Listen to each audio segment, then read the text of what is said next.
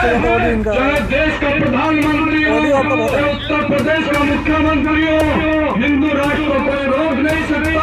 जय हिंद दोस्तों एक बार फिर से हिंदू धर्म जो है वो खतरे में आ चुका है। अब नए बाबा गुफाओं में से निकल कर के आए हैं। अब वो कह रहे हैं कि हिंदू धर्म खतरे में आ चुका है, मुसलमानों ने हिंदुस्तान पर कब्जा कर लिया है। पता नहीं दोस्तों इस देश के अंदर क्या चल रहा है। हालांकि जो ये कहते थे कि हिंदू धर्म खतरे में है, हिंदुओं को बचाओ, वो अब जेल में बंद हैं। जैसे वसीम रिजवी, नरसिंहानंद सरस्वती, कालीचरण महाराज, ये सब जो है वो जेल के अंदर हैं। हालांकि इन्हीं को लेकर ये धर्म संसद हुई जिसमें इन लोगों को रिहा करने की मांग की गई। प्रयागराज के अंदर अब एक और धर्म संसद हुई है। उससे पहले जो है छत्तीसगढ़ के अंदर धर्म संसद हुई थी, दिल्ली में हुई थी, हरिद्वार में हुई थी, जिसमें खुलेआम मुसलमानों के नरसंहार की बात की गई थी। 1 लाख रुपये वाला हथियार रख लो, 5,000 रुपये वाला मोबाइल रखो, लेकिन हथियार जो है वो 1 लाख रुपये वाला रखो। ये सब जो बातें हैं ये नरसिंहानंद सरस्वती ने की थी।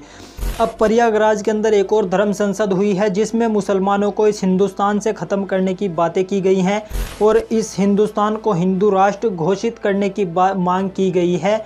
जी हाँ, और कहा है कि इस हिंदुस्तान को हिंदू राष्ट्र बनाने से ना मोदी जी रोक सकते हैं, ना ही उत्तर प्रदेश के मुख्यमंत्री जी रोक सकते हैं। यानी खुली चेतावनी मोदी और योगी को भी दे डाली है। मैं आप लोगों को वीडियो दिखाऊंगा, आप लोग वीडियो में देखना कि अब ये नए बाबा निकल कर के आए हैं और किस तरीके से हिंदू मुसलमान के बीच नफरत घोल रहे हैं। अब चुनाव नज़दीक आ रहा है, चुनाव के ऐसे मौके पर ये इस तरीके की धर्म संसदें की जा रही हैं।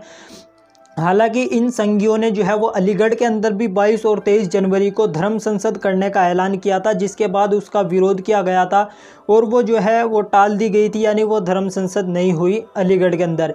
अब प्रयागराज के अंदर इन लोगों ने ये नफरती जो चिंटू हैं, ये पता नहीं कहाँ से अब निकल कर के आए हैं, ये धर्म संसद इन लोगों ने की। इसमें भी मुसलमानों का सफाया करने की बात की गई और यति नरसिंहानंद सरस्वती, जितेंद्र नारायण सिंह त्यागी, कालीचरण महाराज जैसे लोग जो है वो जो जेल के अंदर बंद हैं, ये गुंडे लोग, आतंकवादी जो लोग हैं जो मुसलमानों को मारने काटने की बात कर रहे थे, गांधी जी को जो है उल्टा सीधी आपत्तिजनक बातें बोल रहे थे, वो जेल के अंदर हैं। और उन लोगों के सपोर्ट में ये लोग आ चुके हैं।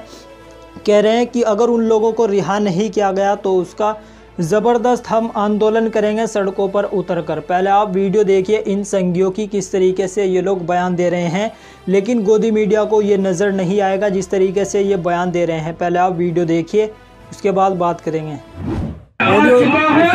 चाहे देश का प्रधानमंत्री हो, उत्तर प्रदेश का मुख्यमंत्री हो, हिंदू राष्ट्र को कोई रोक नहीं सकता। मेरी भविष्यवाणी है, आने वाले समय में 2023 तक भारत अखंड हिंदू राष्ट्र होगा और जो सत्तेदार नीति पे राज चलाएगा कोई भारत का अगला अखंड भारत का प्रधानमंत्री हो पाएगा।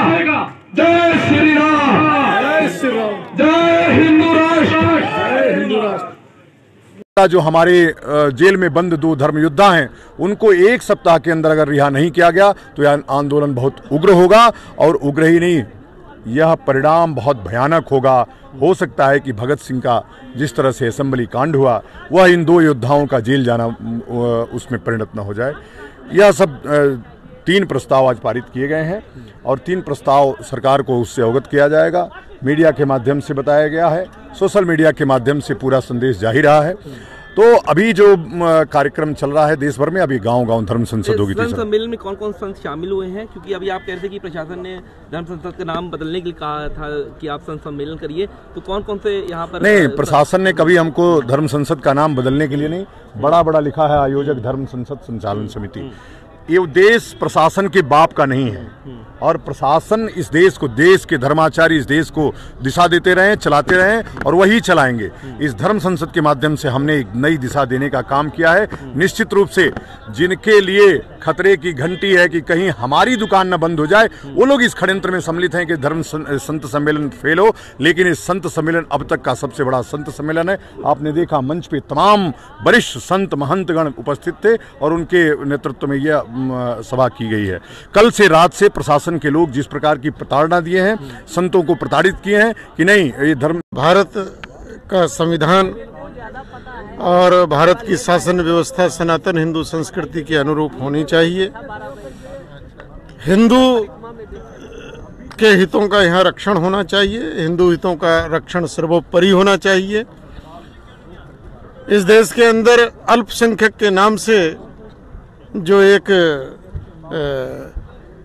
राजनीति होती है, अल्पसंख्यक यहाँ से समाप्त होना चाहिए। इस देश में कोई अल्पसंख्यक नहीं है। यहाँ समान नागरिक, समान कानून, समान अधिकार, समान कर्तव्य होने चाहिए। यही सब बहुत सारे मुद्दे थे जो यहाँ पर आज उठाए गए हैं। तो देखा दोस्तों आप लोगों ने इन लोगों की देशभक्ति कैसी है। ये लोग किस तरीके से कल जो है ट्रेंड चला रखा था, गोडसे जिंदाबाद, इस तरीके के जो है ट्रेंड चला रखे थे इन लोगों ने सोशल मीडिया पर। ये राम भक्त गोपाल की आप ये पोस्ट देख सकते हैं। राम भक्त गोपाल ये जो है वो डॉन बन चुका है अब। जी हाँ, इसकी सुरक्षा में जो है वो गार्ड भी तैनात किए गए हैं और पोस्ट पर लिखा हुआ है गोडसे जिंदाबाद।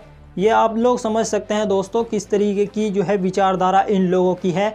और ये इसी देश के अंदर हैं, हिंदुस्तान के अंदर। यानी ये लोग आए दिन महात्मा गांधी जी की हत्या करते हैं, गोडसे जिंदाबाद के नारे लगाते हैं। लेकिन ये गोदी मीडिया को, भारतीय जनता पार्टी को या जो भी भारत के बड़े बड़े नेता हैं उन लोगों को ये नज़र नहीं आता है। ये लोग धर्म संसद में किस तरीके से एक ही समुदाय को टारगेट करते हैं, उनको मारने की, काटने की बात करते हैं, लेकिन किसी को नज़र नहीं आता है। मुसलमान अगर छोटा सा प्रोग्राम भी कर दे और कुछ इसी तरह की बातें उसमें कर दे तो उन लोगों को तुरंत नज़र आ जाता है, तुरंत वो बयान जो है विवादित बयान हो जाता है। लेकिन ये लोग खुलेआम धमकियां देते हैं, खुलेआम चेतावनी देते हैं, खुलेआम मुसलमानों को मारने काटने की बात करते हैं, मुस्लिम महिलाओं को टारगेट करते हैं, लेकिन इनके ऊपर कोई कार्रवाई नहीं होती है। गोदी मीडिया खामोश रहता है। जो भारतीय जनता पार्टी जो कि सत्ता में है वो भी हिंदू मुसलमान करने में लगी हुई है। जैसे जैसे ये धर्म संसद में इस तरीके के बयानबाजी करेंगे, हिंदुओं को बेवकूफ़ बनाएंगे, उतना ही ज़्यादा भारतीय जनता पार्टी को फ़ायदा होगा। इसीलिए शायद भारतीय जनता पार्टी और भारतीय जनता पार्टी की मीडिया जो है वो खामोश रहती है। जी हाँ, सिर्फ़ और सिर्फ हिंदू मुसलमान यही सब देश के अंदर चल रहा है।